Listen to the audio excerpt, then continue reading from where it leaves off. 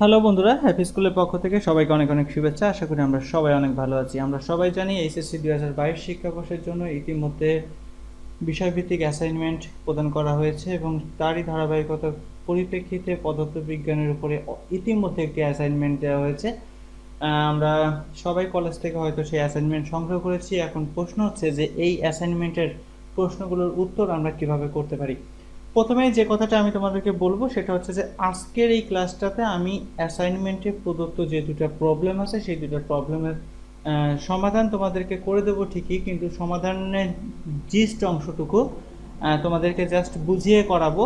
আজকের এই টিউটোরিয়ালটাতে মূলত আমরা প্রশ্ন দুটির সমাধান করার পদ্ধতিটা তোমাদেরকে বুঝিয়ে দেব, কিন্তু প্রশ্ন দুটির উত্তর কিভাবে করতে হয় সেটা বোঝার পরে উত্তর কিন্তু তোমাদের নিজেদের মতো করেই সাজিয়ে করতে হবে।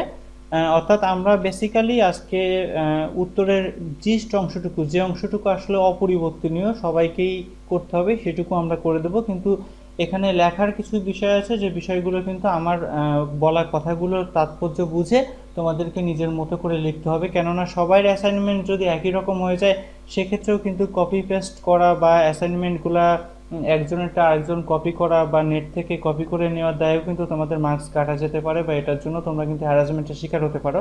সো আমার অনুরোধ থাকবে যে প্রশ্নের উত্তরগুলো কিভাবে করতে হয় সেটা একটু বুঝে নাও এবং দেন তারপর সেই উত্তরগুলো তোমাদের নিজেদের মতো করে খাতায় লেখো। তো আমরা দেখতে পাচ্ছি আজকে আমাদের অ্যাসাইনমেন্টের প্রথম যে প্রশ্নটা আছে সেখানে বলা আছে যে তুমি 20 মিটার পার সেকেন্ড বেগে একদম খাড়াভাবে একটি 400 গ্রাম ভরের ক্রিকেট বল উপরের দিকে ছুঁড়ে মারলে।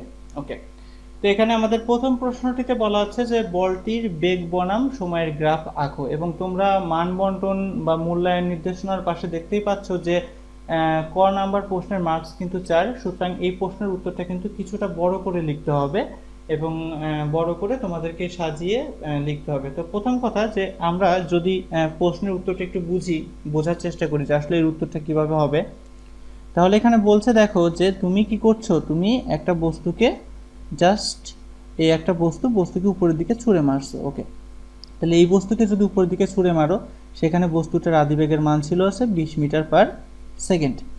এখন প্রশ্নটা হচ্ছে যে এই বস্তুটা তো উপরে উঠে একটা নির্দিষ্ট হাইট পর্যন্ত উঠবে, কতক্ষণ উঠবে, যতক্ষণ না বস্তুর শেষ বেগ ভি এর মানটা 0 হয়।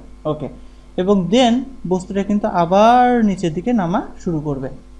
আমাদেরকে এটাই দেখানো লাগবে যে যখন বস্তুটা নিচ থেকে উপরের দিকে উঠেছিল তখন সময়ের সাথে সাথে, যেহেতু এখানে বস্তুর নিচ থেকে উপরে উঠলে মন্দন কাজ করে, অর্থাৎ বস্তুর বেগ 9.8 হারে কমে, সুতরাং প্রথম থেকে বস্তুর বেগটা কিভাবে কমেছিল, এবং দ্বিতীয়ত আমাদেরকে যেটা দেখানো লাগবে সেটা হচ্ছে যে বস্তুটা সর্বোচ্চ উচ্চতায় ওঠার পরে আবার যখন পরন্ত বস্তুর নিয়ম অনুসারে নিচে নামছিল তখন বস্তুর বেগটা সময়ের সাথে সাথে কিভাবে বাড়ছিল।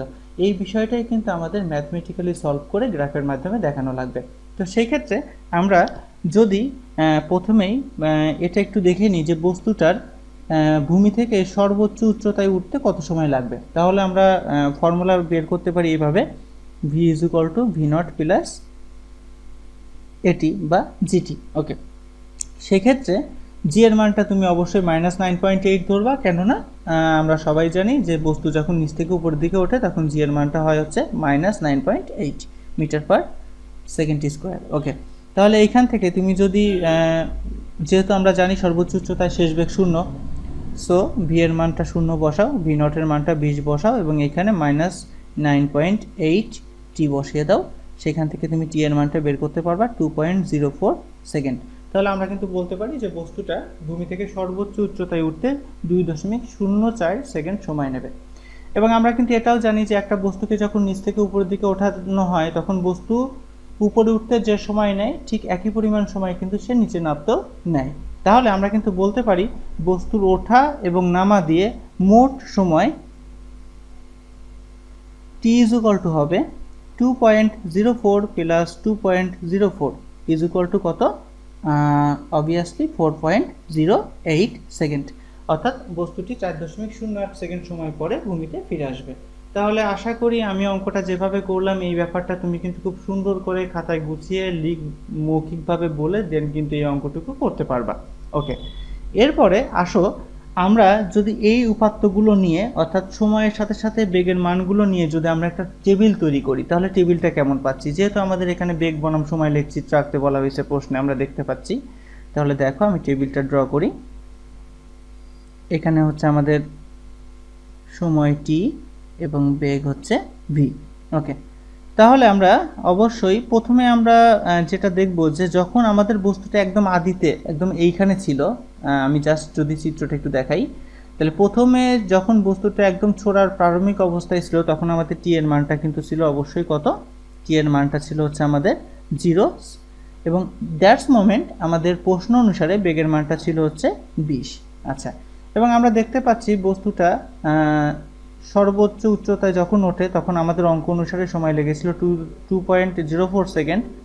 সুতরাং টি এর মান যখন 2.04 তখন বস্তুর বেগের মানটা হচ্ছে কত, 0, কেননা আমরা জানি সর্বোচ্চ উচ্চতায় বস্তুর বেগটা হয় 0। ওকে, একইভাবে আমরা আর একটা বলতে পারি যে আমরা দেখতে পাচ্ছি বস্তুটা আবার যখন নিচে নেমে এসেছিল, অর্থাৎ নিচে নেমে আসতে প্রথম থেকে বস্তুটা নিচে নেমে আসতে সময় লেগেছিল 4.08 সেকেন্ড। সুতরাং 4.08 সেকেন্ডের মাথায় বস্তুর বেগটা কিন্তু আবার বেশি হবে, কেননা এটা একটা ব্যাপার তোমাদেরকে অবশ্যই মাথায় রাখতে হবে, বা এটা তোমরা উল্লেখ করে দিবা যে কোনো বস্তু যে বেগে উপরে ওঠে বস্তুটা আবার যখন সর্বোচ্চ উচ্চতা থেকে নিচে নেমে ভূমি স্পর্শ করে, ভূমি স্পর্শ করার ঠিক পূর্ব মুহূর্তে বস্তুর বেগটা কিন্তু প্রক্ষেপণ বেগের সমান হয়। এই ব্যাপারটি তোমাদেরকে কিন্তু একটু সাজিয়ে লিখে এখানে বসাতে হবে। ওকে, দেন তুমি যদি এটার উপর ভিত্তি করে গ্রাফ করো তাহলে গ্রাফটা কেমন হবে সেটা একটু আমরা দেখি। চলো আমরা এখানে জাস্ট লেখচিত্র অঙ্কন করলাম। এটা হচ্ছে আমাদের এক্স অক্ষ এবং এটা হচ্ছে আমাদের ওয়াই অক্ষ। আমি ওয়াই অক্ষ সবসময় মাথায় রাখবা যে যেহেতু টি এর মানটা আমরা টি এর সাপেক্ষে বেগ বের করেছি, সো টিটাকে আমরা এক্স অক্ষ বরাবর দেব সময় টি এবং আমরা এখানে দেব বেগ হচ্ছে ভি। এইবার যদি আমি একটু এখানে মার্ক করি, আমি ধরলাম এটা তো অবশ্যই আমার 0 বিন্দু, তাই না? আচ্ছা, এখন দেখো আমি ধরলাম 0 বিন্দু থেকে এই বিন্দুটার মান ধরলাম হচ্ছে আমার, যেহেতু আমরা এখানে 3টা টাইম পাইছি সো আমি 3টা স্লট করে নিচ্ছি। এখানে 0 একটা, 2 নাম্বারটা হচ্ছে 2.04 এবং আর একটা স্লট হচ্ছে আমরা নিব, আর একটা পয়েন্ট নিব হচ্ছে 4.08 এবং এখানে আমরা বেগের মানটাকে জাস্ট ধরতে পারি একবারে মাঝখানে একটা, তুমি 10 ধরতে পারো, না ধরলেও সমস্যা নেই, আর একটা ধরলাম হচ্ছে 20। এখন আমরা দেখতে পাচ্ছি যে আদি বিন্দুতে অর্থাৎ 0 সেকেন্ড 0 টাইমে আমাদের এখানে যে টেবিল অনুসারে 0তে বেগ ছিল 20, তার মানে এই মুহূর্তে আমাদের বেগের মানটা যদি 20 ধরি আমরা, তাহলে আমরা এই পয়েন্টটা পাচ্ছি। দেন আমরা দেখতে পাচ্ছি যে 2.04 এর মাথায় বস্তুর বেগ ছিল 0 মানে এটা কিন্তু এক্স অক্ষের উপরেই এই অবস্থান হবে এবং আমরা দেখতে পাচ্ছি 4.08 এর মাথায় বস্তুর বেগটা আবার 20। সুতরাং এই পয়েন্ট কিন্তু আবার এই পয়েন্টটাই আমরা পাবো। সেই ক্ষেত্রে তোমরা কিন্তু চাইলে গ্রাফ পেপারও ইউজ করতে পারো। সুতরাং বস্তুর বেগটা হবে, বেগের লেগটা হবে জাস্ট এরকম, অর্থাৎ বস্তুটার বেগটা হবে উপর থেকে নিচে নেমে এক্স অক্ষে মিশে যাবে এবং এক্স অক্ষ থেকে আবার বস্তুটি একটা সোজাসুজি সোজা এক তির্যকভাবে সরল রেখা বরাবর সে কিন্তু আস্তে আস্তে উপরের দিকে উঠবে। তাহলে এটাই কিন্তু ছিল আমাদের প্রথম প্রশ্নের উত্তর, যেখানে আমি জিস্ট অংশটা তোমাদেরকে বলে দিলাম। এখন তোমাদের কাজ হচ্ছে যে এই প্রশ্নের উত্তরটা বুঝে নিজেদের মতো করে এটাকে সাজিয়ে লিখতে হবে। আমি কিন্তু সাজিয়ে লিখে দিতে পারতাম, কিন্তু তাতে যে জিনিসটা হতো তোমরা সবাই একই জিনিস কপি করতা, কিন্তু এই জিনিসটা কিন্তু কপি করলে তার একটা ইফেক্ট কিন্তু তোমাদের পড়তো।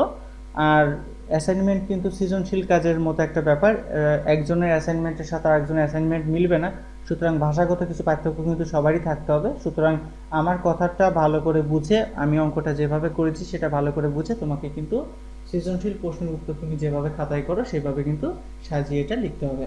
তো আশা করছি আমি প্রথম প্রশ্নের উত্তরটা তোমাদেরকে বোঝাতে পেরেছি। এবার দেখো আমাদের দ্বিতীয় প্রশ্ন কি আছে। দ্বিতীয় প্রশ্নে আমাদের বলা হচ্ছে গতিপথের সর্বোচ্চ বিন্দুতে বলটির বেগ কত। দেখো এই প্রশ্নটার মার্কস কিন্তু বন্টন করা আছে হচ্ছে আমাদের 2 মার্কস দেওয়া আছে, এটার মার্কস দেওয়া আছে 2 মার্কস দেওয়া আছে। এখন প্রশ্ন আসে যে গতিপথের সর্বোচ্চ বিন্দুতে বলটির বেগ কত, অর্থাৎ ওই যে চিত্রটা আমরা ড্র করেছিলাম বস্তুটা যখন আমাদের যাত্রা শুরু করেছিল, অর্থাৎ এইখান থেকে যখন বস্তুটা সর্বোচ্চ একটা উচ্চতায় উঠেছিল এই বিন্দুতে আমাদের বস্তুর বেগটা কত। তাত্ত্বিকভাবে আমরা কিন্তু সবাই জানি যে সর্বোচ্চ উচ্চতায় বস্তুর বেগের মানটা 0 হয়, অর্থাৎ তুমি কিন্তু প্রথমে এই লাইনটা লিখতে পারো যে যে কোনো বস্তুকে নিচের দিকে উপরের দিকে ছুড়ে দিলে তার সর্বোচ্চ বেগের মানটা হয় 0। কিন্তু তোমাকে যেহেতু এখানে বেগের মানটা বের করে দেখাতে বলছে, সুতরাং এখানে তোমাকে ম্যাথমেটিক্যালি এটা দেখানো লাগবে যে সর্বোচ্চ বিন্দুতে বেগের মানটা কত।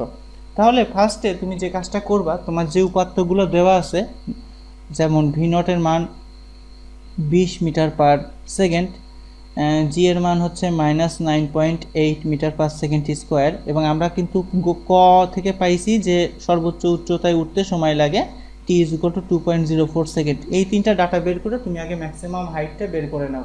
কিন্তু একটা মাথায় রাখতে হবে যে সর্বোচ্চ বিন্দুতে তোমার বেগের মানটা বের করতে হবে, অর্থাৎ ভি এর মানটা বের করতে হবে। তুমি জানো যে ভি জিরো, যেটা তুমি প্রশ্নের প্রথমে উত্তরের প্রথমে কিন্তু তাত্ত্বিকভাবে লিখেওছো, কিন্তু সেটা তুমি এই মুহূর্তে বের করা, তোমাকে এই মুহূর্তে গাণিতিকভাবে বের করে দেখানো লাগবে।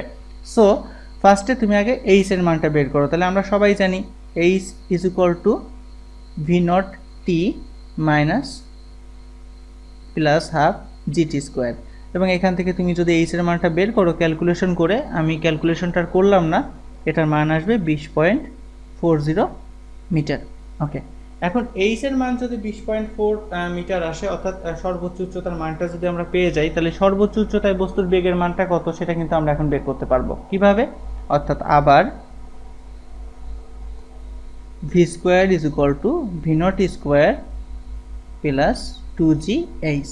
সেক্ষেত্রে v square is equal to v নটের মান 20 স্কোয়ার, কেননা 20 মিটার পার সেকেন্ড বেগে তুমি বস্তুটাকে নিক্ষেপ করেছিলে, দেন -2 × 9.8 গুণ এইচ এর মান হচ্ছে তোমার 20.40 মিটার, এবং এখান থেকে ক্যালকুলেশন করলে এই মানটা আসবে 400 - 400 ইজ ইকুয়াল টু 0 ভি স্কোয়ারের মান, অর্থাৎ ভি এর মানটাও আসবে তখন 0।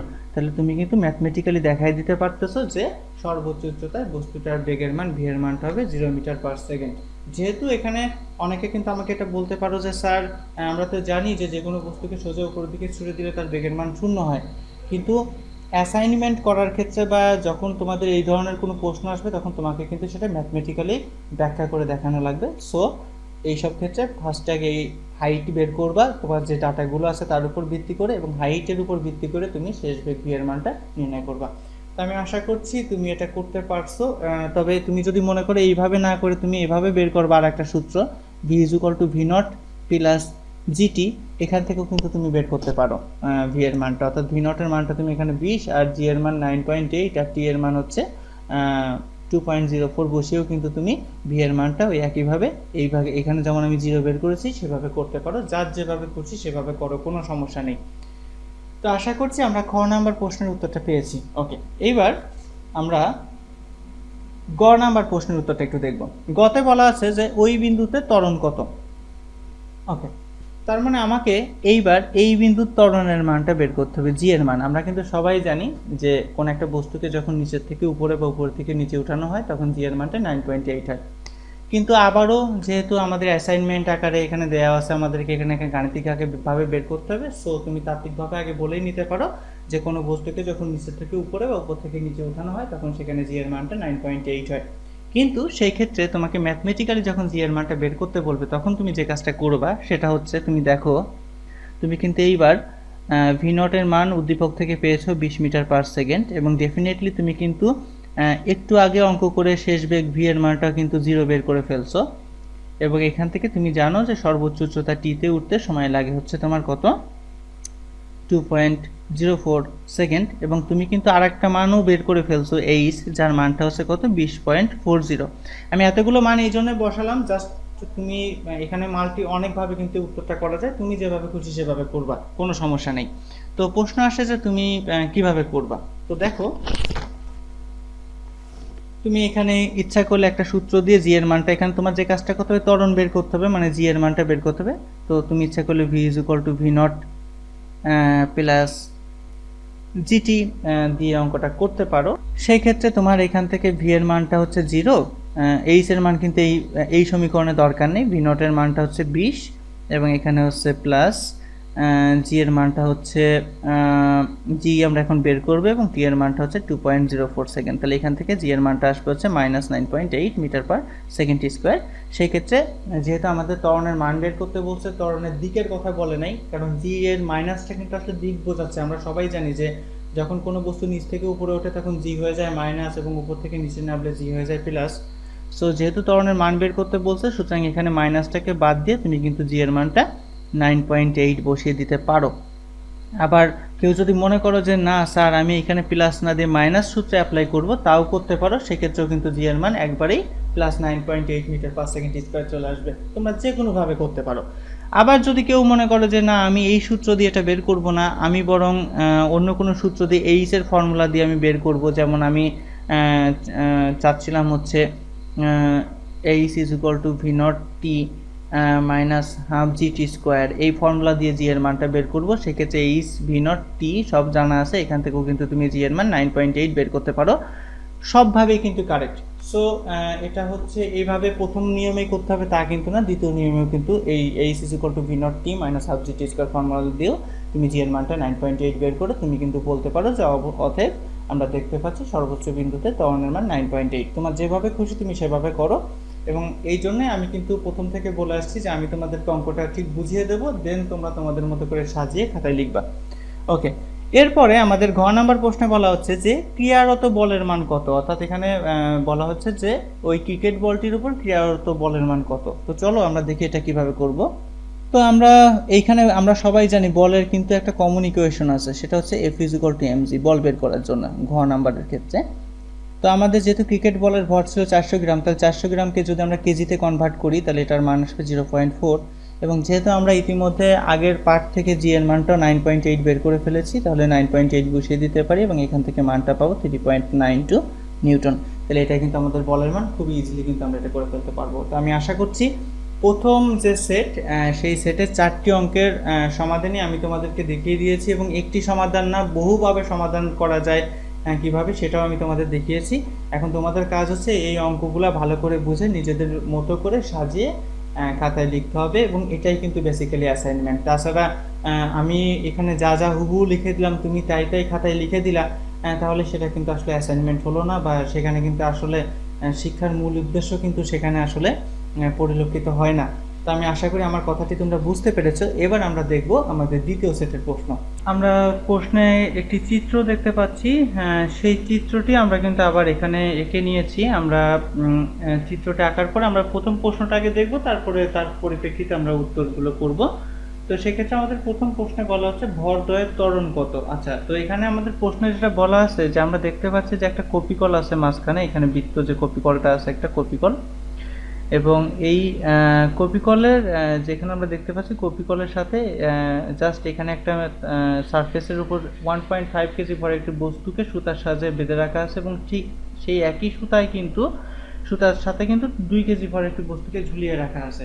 তো খুব সিম্পল একটা ব্যাপার, সেটা হচ্ছে যে আমরা এটা ইজিলি কিন্তু বলতে পারি যে এই 2 কেজি ভরের বস্তুটা যে সুতার সাথে ঝুলিয়ে রাখা হয়েছে, তার ফলে কিন্তু কি হবে, এই বস্তুটা কিন্তু এই 1.5 কেজি ভরের বস্তুকে একটা নির্দিষ্ট ত্বরণে নিচের দিকে টানবে। এবং সেই ক্ষেত্রে যেটা হবে সেটা হচ্ছে যে এইখানে আবার একটা উদ্দীপকে যেটা বলা আছে একটা ঘর্ষণাঙ্কর মান দেওয়া আছে 0.2। তা আমরা এখানে ঘর্ষণের নিয়ম সবাই জানি যে একটা বস্তুকে যখন একটা সারফেসের উপর রাখা হয়, যেমন 1.5 কেজি ভরের বস্তুটাকে কিন্তু একটা স্পষ্ট একটা সারফেসের উপর রাখা আছে, সেক্ষেত্রে অবশ্যই 1.5 কেজি ভরের বস্তুর উপর কিন্তু একটা ঘর্ষণ কাজ করবে। তো সেক্ষেত্রে আমি যদি ব্যাপারটাকে একটু এভাবে বোঝানোর চেষ্টা করি যে 2 কেজি ভরের বস্তুটা আমাদের যে বলটা প্রয়োগ করে এই 1.5 কেজি ভরের বস্তুকে টানবে, সেটা হচ্ছে যে এই 2 কেজি ভরের বস্তুর উপর যে ওজনটা কাজ করবে। তো ওজনের মানটা আমরা সবাই বলতে পারি, ওজনের মানটা হচ্ছে জাস্ট m2g, এবং 2 কেজি ভরের বস্তুটা যেহেতু সুতা দিয়ে ঝুলানো আছে, সো ওজনটা কাজ করবে নিচের দিকে। আচ্ছা, এবং এই ওজনের ফলশ্রুতিতেই কিন্তু কি হবে, এই যে 1.5 কেজি ভরের বস্তুটা আছে এটা কিন্তু আস্তে আস্তে আমাদের কি করবে, এদিকে আগাতে শুরু করবে। কিন্তু যখন এটা এদিকে আগাবে তখন এই সারফেসের সাথে বাক্সর কিন্তু একটা ঘর্ষণ বল কাজ করবে, এবং আমরা সবাই জানি যে কোনো বস্তুর ত্বরণ যেদিকে ক্রিয়া করে, এই বস্তুটার যে ত্বরণটা যদি এদিকে ক্রিয়া করে, তাহলে ঘর্ষণ বলটা অবশ্যই তার বিপরীত দিকে ক্রিয়া করবে। আমি ধরলাম ঘর্ষণ বলের মানটা হচ্ছে আমার F1। ওকে, এখন প্রশ্ন আসে যে এখানে আমাদের ঘর্ষণাঙ্ক দেওয়া আছে, কিন্তু ঘর্ষণের বলের মানটা কিন্তু দেওয়া নেই যে 1.5 কেজি ভরের বস্তুর উপর কতটুকু ঘর্ষণ কাজ করবে। তো আমরা নিউটনিয়ান বলবিদ্যাতে কিন্তু সবাই জানি যে ঘর্ষণাঙ্কের সাথে ঘর্ষণের একটা সম্পর্ক আছে, এবং সেই সম্পর্কটা হচ্ছে আমরা সবাই লিখতে পারি ঘর্ষণ বল F1 = μr, যেখানে r হচ্ছে অভিলম্বিক প্রতিক্রিয়া।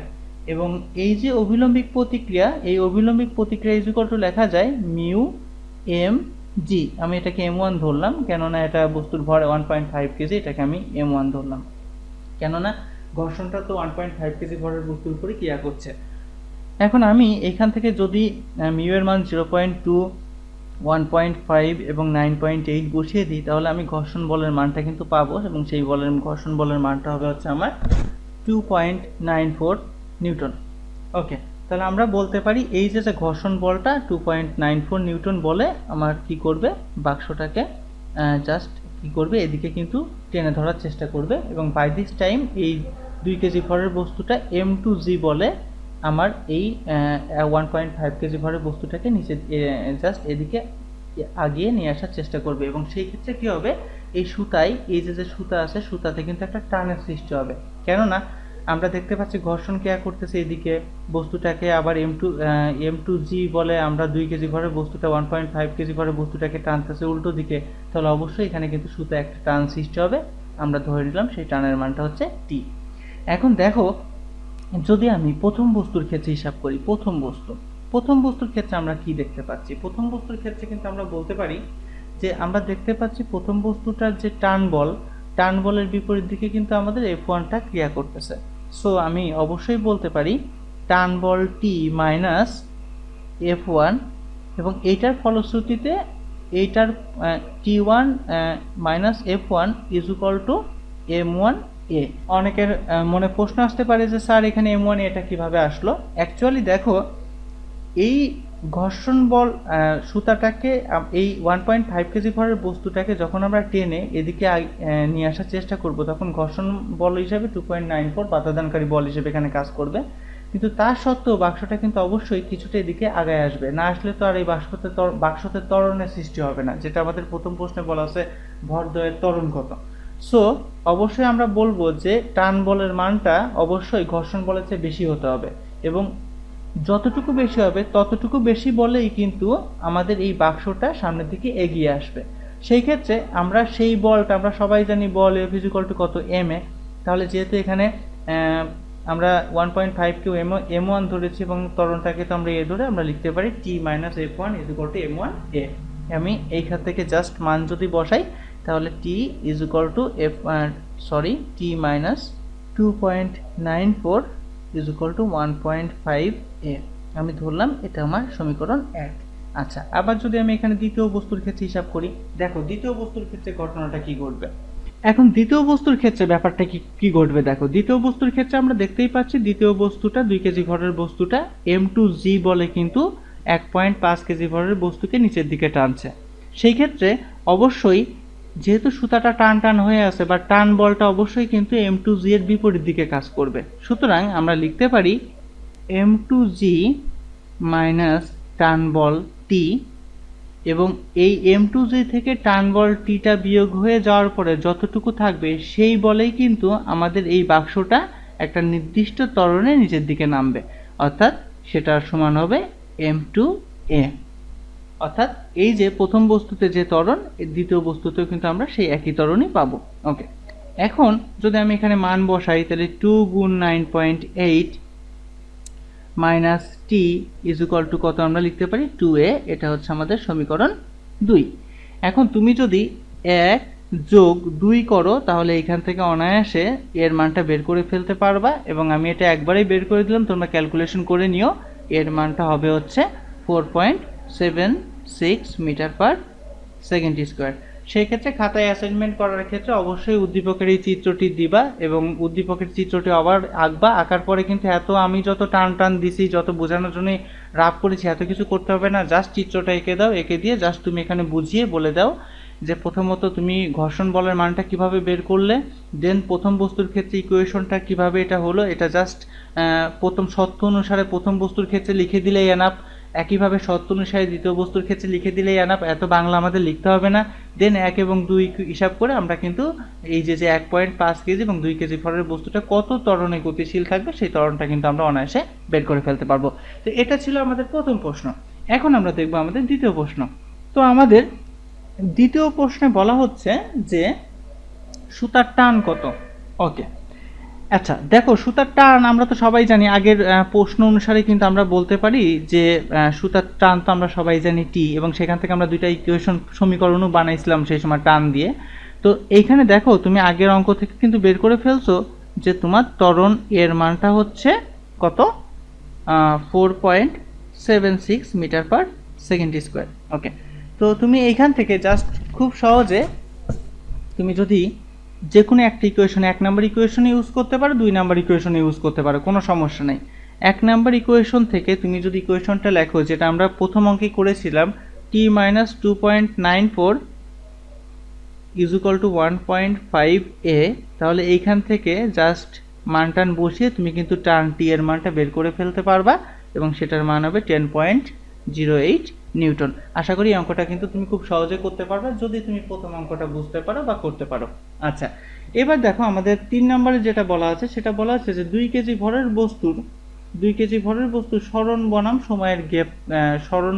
সময়ের গ্রাফ আঁকো।